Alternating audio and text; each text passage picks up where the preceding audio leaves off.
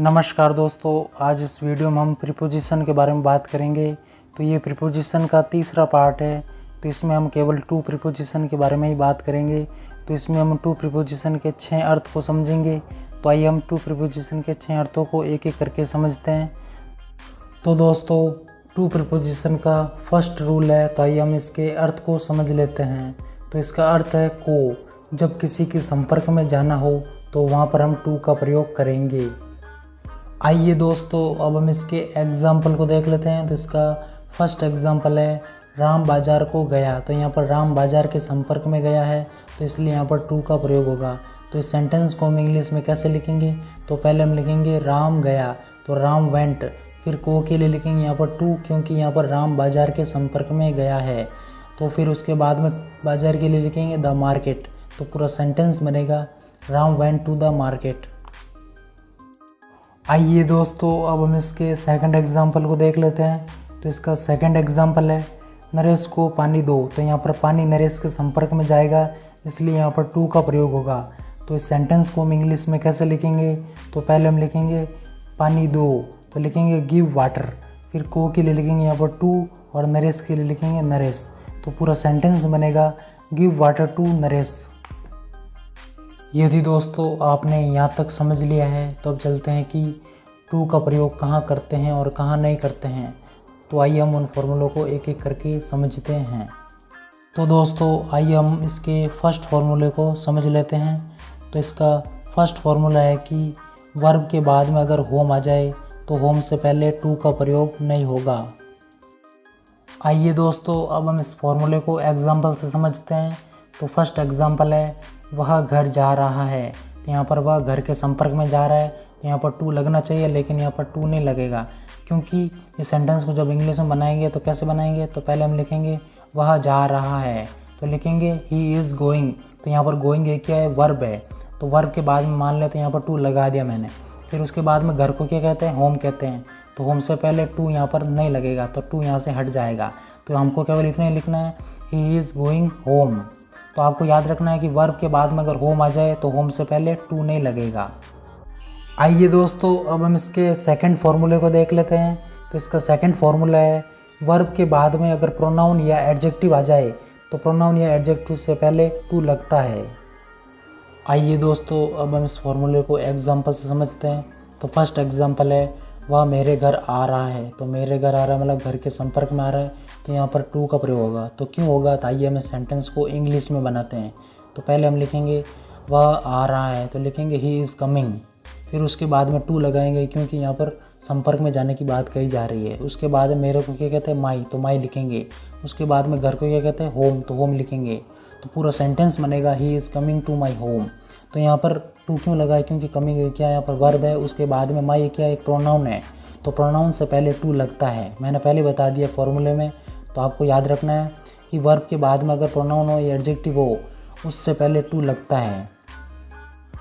आइए दोस्तों, अब हम इसके तीसरे फार्मूले को देख लेते हैं। तो इसका तीसरा फार्मूला है वर्ब प्लस आईएनजी से पहले कभी भी टू नहीं लगता है। कभी भी वर्ब के बाद में अगर आईएनजी दिखे तो वर्ब प्लस आईएनजी से पहले टू नहीं लगेगा। आइए दोस्तों, अब हम इस फार्मूले को एग्जाम्पल से समझते हैं। तो फर्स्ट एग्जाम्पल है वह इंग्लिश बोलना सीख रहा है। तो वह इंग्लिश बोलना सीख रहा है मतलब इंग्लिश के संपर्क में जा रहा है, तो यहाँ पर टू लगना चाहिए, लेकिन यहाँ टू नहीं लगेगा। तो क्यों नहीं लगेगा? तो आइए हम इस सेंटेंस को इंग्लिश में बनाते हैं।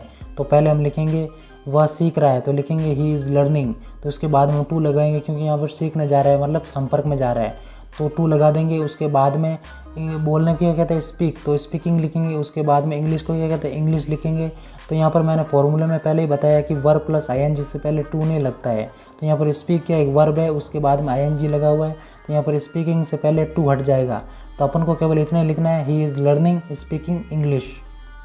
आइए दोस्तों, अब हम इसके चौथे फार्मूले को देख लेते हैं। तो इसका चौथा फार्मूला है कि वर्ब के बाद में अगर आईएनजी नहीं हो तो वर्ब से पहले टू लगता है। आइए दोस्तों, अब हम इस फार्मूले को एग्जाम्पल से समझते हैं। तो फर्स्ट एग्जाम्पल है वह तैरना सीख रहा है। तो वह तैरना सीख रहा है मतलब तैरने के संपर्क में जा रहा है, तो यहाँ पर टू का प्रयोग होगा। तो कैसे होगा, तो आइए हम सेंटेंस को इंग्लिश में बनाते हैं। तो पहले हम लिखेंगे वह सीख रहा है, तो लिखेंगे ही इज़ लर्निंग। उसके बाद में टू लगाएंगे क्योंकि यहाँ पर तैरने के संपर्क में जा रहा है। और उसके बाद में तैरने के कहते हैं स्विम, तो स्विम लिखेंगे। तो पूरा सेंटेंस बनेगा he is learning to swim. तो जो यहाँ पर स्विम है वो एक वर्ब है, उसके बाद में आईएनजी नहीं है, इसलिए यहाँ पर स्विम से पहले हमने टू लगाया है। तो मैंने फॉर्मूले में पहले ही बता दिया कि वर्ब के बाद में अगर आईएनजी नहीं हो तो वर्ब से पहले टू लगता है। आइए दोस्तों, अब हम इसके 5वें फॉर्मूले को देख लेते हैं। तो इसका 5वां फॉर्मूला है कि कभी भी टेल या कॉल, ये दो वर्ब है जिनके बाद कभी भी टू नहीं लगता है। तो आपको याद रखना है कि कभी भी टेल आ जाए या कॉल आ जाए, ये दोनों में से कोई भी एक वर्ब आ जाए उसके बाद में कभी भी टू नहीं लगेगा। आइए दोस्तों, अब हम इस फॉर्मूले को एग्जाम्पल से समझते हैं।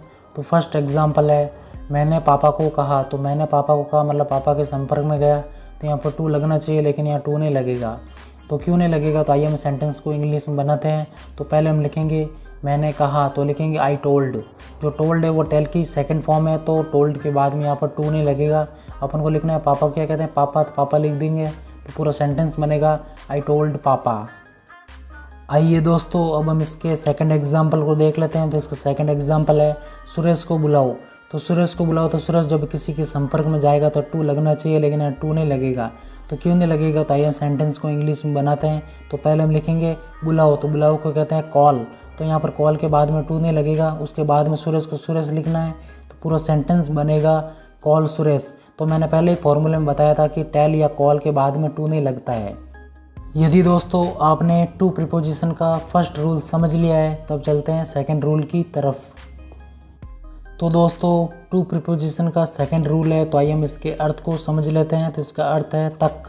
जब किसी के संपर्क में जाना हो तो वहाँ पर हम टू का प्रयोग करेंगे। आइए दोस्तों, अब हम इसके एग्जाम्पल को देख लेते हैं। तो इसका फर्स्ट एग्जाम्पल है ये ट्रेन गुजरात तक जाती है। तो यहाँ पर तक के स्थान पर हम टू का प्रयोग करेंगे क्योंकि ये ट्रेन गुजरात के संपर्क में जाएगी। तो आइए हम सेंटेंस को इंग्लिश में बनाते हैं। तो पहले हम लिखेंगे ये ट्रेन जाती है, तो लिखेंगे दिस ट्रेन गोज़।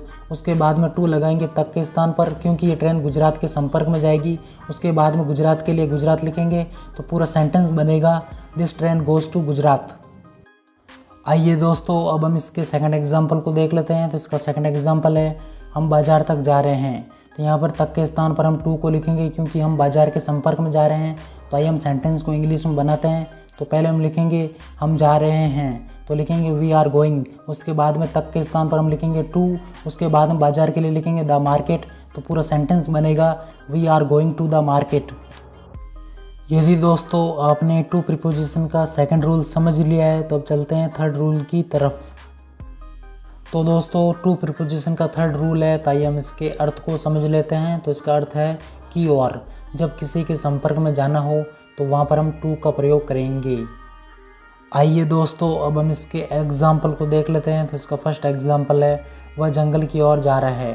तो यहाँ पर की और के स्थान पर हम लिखेंगे टू क्योंकि वह जंगल के संपर्क में जा रहा है। तो आइए हम सेंटेंस को इंग्लिश में बनाते हैं। तो पहले हम लिखेंगे वह जा रहा है, तो लिखेंगे ही इज़ गोइंग। उसके बाद में की और के स्थान पर हम लिखेंगे टू क्योंकि वह जंगल के संपर्क में जा रहा है। उसके बाद में जंगल के लिए लिखेंगे द फॉरेस्ट। तो पूरा सेंटेंस बनेगा he is going to the forest.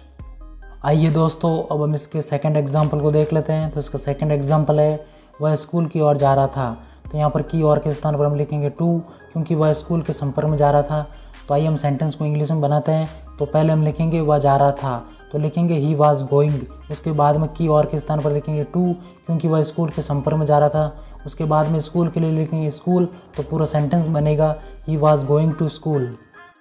यदि दोस्तों आपने टू प्रीपोजिशन का थर्ड रूल समझ लिया है, तो अब चलते हैं चौथे रूल की तरफ। तो दोस्तों टू प्रीपोजिशन का चौथा रूल है, तो आइए हम इसके अर्थ को समझ लेते हैं। तो इसका अर्थ है के प्रति। जब किसी के संपर्क में जाना हो तो वहाँ पर हम टू का प्रयोग करेंगे।